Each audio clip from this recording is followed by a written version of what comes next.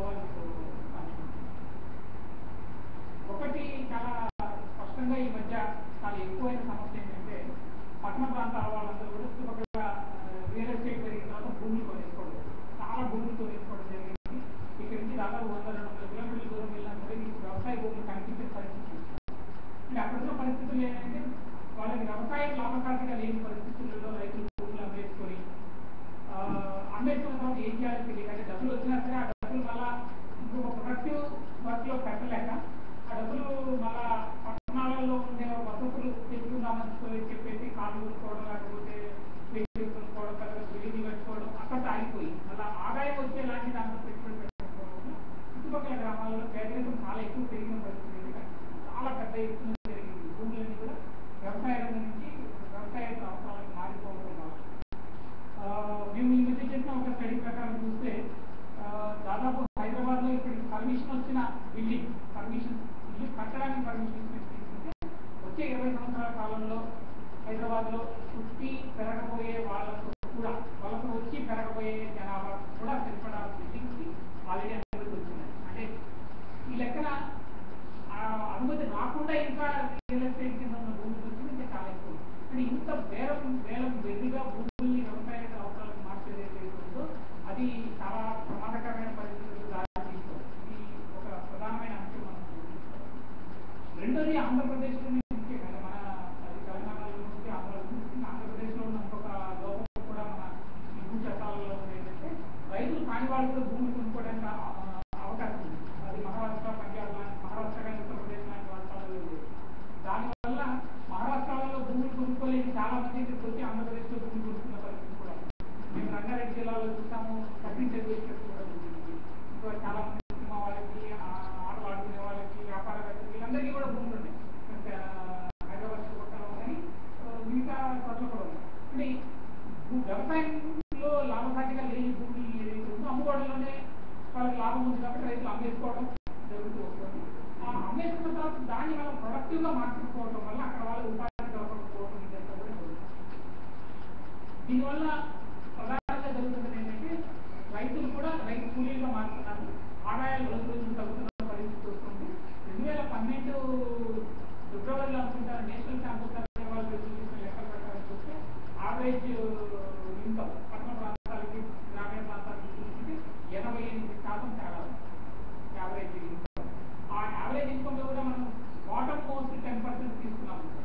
450 రూపాయలు నెలకు గ్రామీణ ప్రాంతాలలో ఉన్నవాళ్ళని 450 రూపాయలతో ఎలా బతకగలుగుతారనే విషయం మనం అంటే ఇంత పేదరికం పెరగడానికి ఇది ఒక కారణం.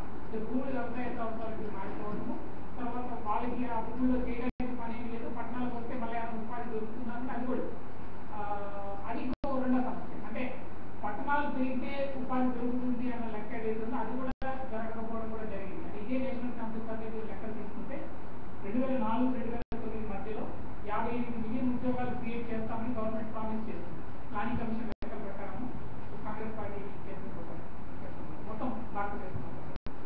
కానీ నిజానికి వాళ్ళు ప్రొవైడ్ చేసిన ఉద్యోగాలు చూస్తే 2 మిలియన్ అంటే దాదాపు 58 మిలియన్ క్రియేట్ చేస్తాము, 2 మిలియన్ క్రియేట్ చేస్తామంటే మిగిలిన వాళ్ళందరూ ఏమైనా ఉద్యోగాలు దొరికితే ఏమైతే అదొకటే లెక్క. ఇంకో లెక్క కూడా చూడాల్సింది ఏంటంటే 2004-2009 మధ్యలో 19 సంవత్సరాల వయసు దాటిన వాళ్ళు 55 మిలియన్ భారతదేశం. అంటే వీళ్ళందరూ ఉద్యోగం చేయడానికి వయసు వచ్చిన వాళ్ళు, ఉద్యోగాలు అయితే లేవు, వాళ్ళందరూ కూలీలుగాను లేకపోతే ఎలా మారారో కూడా తెలియదు, ఆ లెక్కలు కూడా లేదు. ఇది మన ఎదురుగా ఉన్న పరిస్థితి. కాబట్టి ఇంత పిచ్చిగా పట్టణీకరణ చేయాలా అన్న దాని గురించి ఆలోచించాల్సి ఉంటుంది. రెండో విషయం ఆలోచించాలి. సరే ఇలా పట్టణీకరణ జరుగుతూ ఉంటే గ్రామీణ వ్యవస్థ విధ్వంసం కావడంతో పాటు, అంటే ఆర్థిక వ్యవస్థ విధ్వంసం కావడంతో పాటు పర్యావరణ పరంగా చాలా పెద్ద ఎత్తున నష్టం జరుగుతుంది. హైదరాబాద్లో మూసీ పరివాహక ప్రాంతంలో తీసుకుంటే, ముఖ్యంగా మనకి మూసీ దాటిన తర్వాత నల్గొండ జిల్లాలో ఉన్న గ్రామాలు తీసుకుంటే ఈ నీళ్ళల్లో ఉన్న పొల్యూషన్ వల్ల మీరు నల్గొండ జిల్లాలో కోటపల్లి మండలంలో చాలా గ్రామాలు కనిపిస్తాయి. మూసీ అటు ఇటు ఉన్న గ్రామాలు చాలా కనిపిస్తాయి. ఆ గ్రామాలన్నీ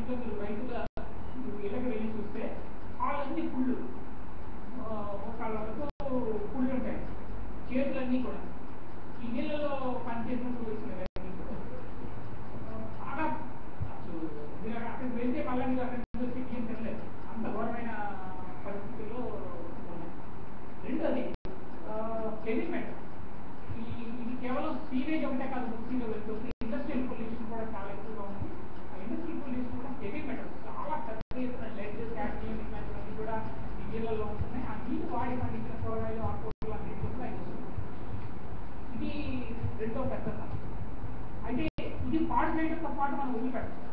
ఇంకొకటి జరుగుతుందంటే ఈ నీళ్ళ పరివార ప్రాంతంలో గ్రౌండ్ వాటర్ అంతా కూడా డ్యామేజ్ అవుతుంది, వాళ్ళు తాగలేని పరిస్థితుల్లోకి వచ్చి అదంతా జరుగుతుంది. ఒకటి. రెండోది, పెరుగుతున్న పట్టణాలకి నీటి అవసరాలు తీర్చడం కోసం అని చెప్పేసి నీళ్ళు ఏవైతే వస్తున్నాయి కృష్ణానది నుంచి కానీ లేకపోతే గోదావరి నుంచి కానీ, గోదావరి నుంచి కానీ కృష్ణానది నుంచి వస్తున్నాయి. ఇవన్నీ పైప్ రూపంలో తీసుకొస్తుంది. అంటే టెక్నాలజీ ఎలాంటిదంటే పైపు గ్రామాలన్నింటినీ బైపాస్ చేసి హైదరాబాద్కి వస్తుంది.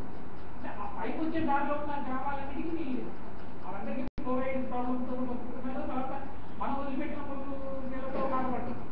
వాళ్ళు తాగడానికి నీళ్ళు లేవు, వాళ్ళ పొలాలకు పెట్టుకోవడానికి నీళ్ళు లేవు, కానీ వాళ్ళందరినీ బైపాస్ చేసి అలా పట్టడానికి నీళ్ళు తీసుకొస్తున్న పరిస్థితిలో ఉన్నాయి.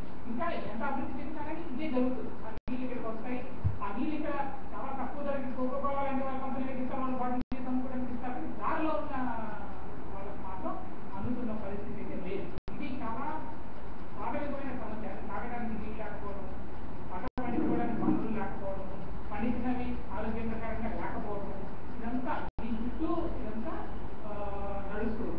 హెవీ మెటల్స్ చాలా తీవ్రమైన సమస్య. అంటే నేను కొన్ని గ్రామాలలో బియ్యం అది పరీక్ష చేయడం కూడా జరిగింది. పరీక్ష చేసి చూస్తే అది మార్కెట్లో అమ్మడానికి వీలైనంత మోతాదులో హెవీ మెటల్స్ ఉన్నాయి. చాలా తీవ్రమైన మోతాదులో హెవీ మెటల్స్, దాదాపు పరిమితమైన మోతాదుకి 10-15 రెట్లు ఎక్కువ హెవీ మెటల్స్, లెడ్, క్యాల్షియం ప్రాంతాలలో పండించిన బియ్యంలో కానీ ఆకుకూరలో కానీ వెళ్తుంది. దీనికి తోడు ఈ మురుగు నీటితో పండించడం వల్ల జబ్బులు చాలా ఎక్కువ అవుతాయి. నిజానికి 1970 ప్రాంతాల్లో ఒకసారి ఈ ప్రాంతాల్లో పండించిన ఆకుకూరలు హైదరాబాద్లో అమ్మకూడదని బ్యాన్ కూడా పెట్టడం జరిగింది. కలరా వస్తుందండి. ఈ రోజు కూడా మీకు వస్తున్న ఆకుకూరలు కూడా ఇక్కడి నుంచి వస్తుంది. రెండో ఇంకోటి కూడా ఏంటంటే పశువుల మేత. అంటే ఎక్కడైతే ఆకుకూరలు అవి పండించడానికి వెళ్తాడుతున్నారో పశువుల మేత వేస్తారు.